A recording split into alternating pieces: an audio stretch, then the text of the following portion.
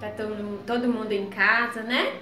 É um tempo de ficar em casa mesmo. Para sair tem que usar máscara, mas não fica triste não. Em breve nós estaremos cultuando ao Senhor lá no nosso templo, lá no terceiro andar, todo mundo juntinho novamente, tá bom?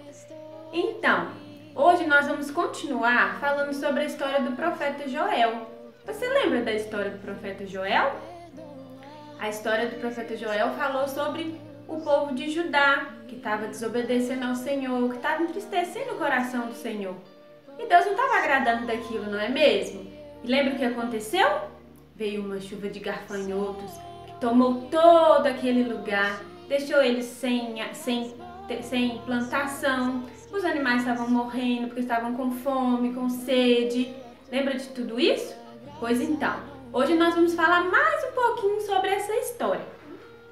Depois de tudo isso que aconteceu, o povo chegou diante de Deus e disse que estava arrependido. Arrependido de estar desobedecendo ao Senhor, de não estar agradando o coração dele. E sabe o que eles pediram a Deus?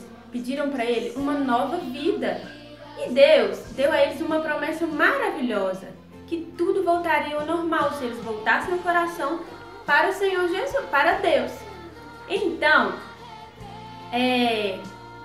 quando Deus falou que eles teriam tudo de volta, tudo normal, eles receberiam de volta os seus cereais, a terra deles ia voltar a dar bons frutos, as árvores iam ficar cheias de frutos, ia ter um pasto verde para todos os animais poderem pastar, a vaquinha ia encher a barriga, ia dar bastante leite. Lembra dos gafanhotos? Iam todos embora. Aquele monte de gafanhoto ia tudo embora, ia tudo voltar ao normal. A chuva no tempo certo, na quantidade certa. A fome que tinham não ia ter mais, porque Deus ia cuidar daquele povo. E isso ia ser o resultado de tudo isso, ia ser louvores e adoração ao Senhor por essa bênção que eles iam receber. Ia ser muito bom, não é? Essa era a promessa do Senhor para aquele povo. O povo estava passando por um tempo de restauração. Você sabe o que é restauração? Restauração é consertar algo. Quando algo está errado, quando algo está estragado, quando está quebrado, quando não está certo, precisa ser restaurado, ele precisa ser consertado. E aquele povo precisava passar por essa restauração. Mas não era só aquele povo que precisava disso, não. Eu, você, todos nós também precisamos dessa restauração. Nós precisamos consertar aquilo que não está agradando o Senhor na nossa vida. Tudo que nós fazemos que entristece o coração de Deus precisa ser restaurado. Deus nos chama para ser a igreja. Deus nos chama para ser luz do mundo. Eu, você, nós somos a igreja do Senhor e nós viemos para ser luz para esse mundo. Tem jeito de entrar no seu quarto quando está tudo escuro? Quando você acende a luz, vai continuar escuro? Não vai. A luz chega e as trevas vão embora, porque a luz e as trevas não andam juntas.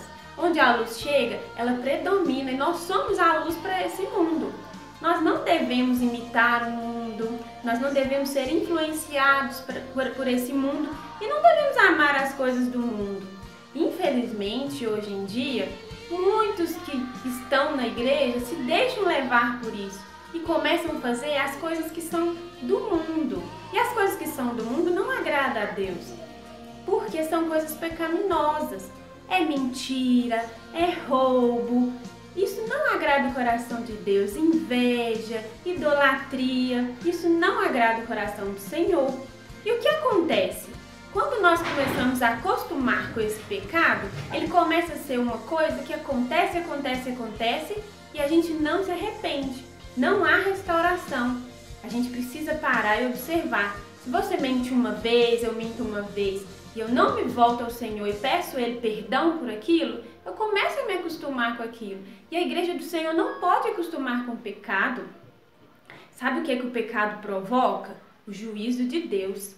Porque ele chama o juízo de Deus. É a mesma coisa que aconteceu com aquele povo, não é? O profeta Joel entendeu bem isso. Ele viu que todas aquelas coisas que eles faziam, que estava deixando Deus entristecido, chamou o juízo de Deus para aquele povo. Por isso vieram tudo aquilo, a fome, a seca, gafanhoto. Isso foi resultado do juízo de Deus sobre eles.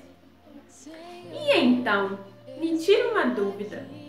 como é que será esse conserto e essa volta para Deus? Porque uma vez que eu estou errada, eu preciso me consertar diante do Senhor, não é? E como que eu vou fazer para me consertar e voltar o meu coração para Deus? Nós devemos, esse conserto, ele deve ser uma volta para uma relação de amor e sinceridade pessoal com Deus. Por que isso, tia? Porque o Senhor vai agradar um coração que não ama de verdade?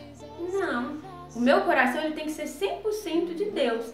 Então, quando eu busco um conserto com o Senhor, eu busco agradá-lo e eu busco amá-lo com sinceridade no meu coração.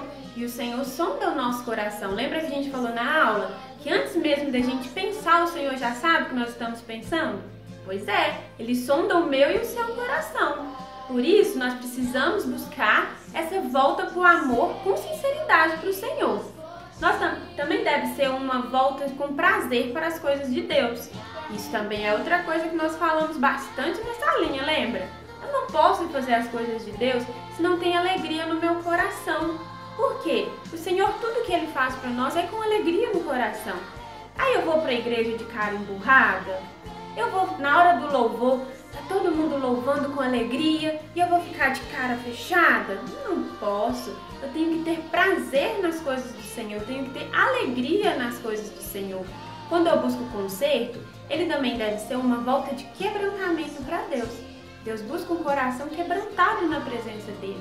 Um coração que reconhece o erro, um coração que busca o conserto, que busca o perdão do Senhor. Assim deve ser o nosso coração. Adianta eu chegar diante de Deus e falar: Deus, eu tô aqui, tô na sua casa, tô fazendo a tua vontade. Não é assim. A gente tem que reconhecer, falar: Deus, nós somos pecadores. Nós pecamos a todo momento, mas nós precisamos da presença do Senhor. E Deus se agrada de um coração quebrantado. Isso chama a atenção do coração de Deus. E isso deixa Ele muito feliz e faz parte do conserto com Ele. E vocês, crianças? O que essa restauração e esse conserto vai trazer para vocês? Porque até mesmo as crianças lá da época de Judá também passaram por um conserto com Deus. Também tiveram tempo de restauração com Ele. Assim também é com a gente, comigo e com você. Nós precisamos voltar a Deus, assim como eu estava falando. Ele sonda o nosso coraçãozinho e Ele se alegra muito daquele coração que está na presença dEle com alegria, com amor, com prazer, com sinceridade. Tudo que a gente faz para Deus tem que ser o nosso melhor. E é isso que chama a atenção de Deus. Um coração sincero, verdadeiro, que realmente ama Ele. Lembra, na aula passada nós ouvimos um pouquinho sobre o que aconteceu, sobre o que o povo estava fazendo. Nessa aulinha a gente está entendendo que o povo já entendeu que Deus não estava gostando e que eles buscaram o quê? Uma vida normal, uma promessa de Deus para eles de uma vida sobre um conserto.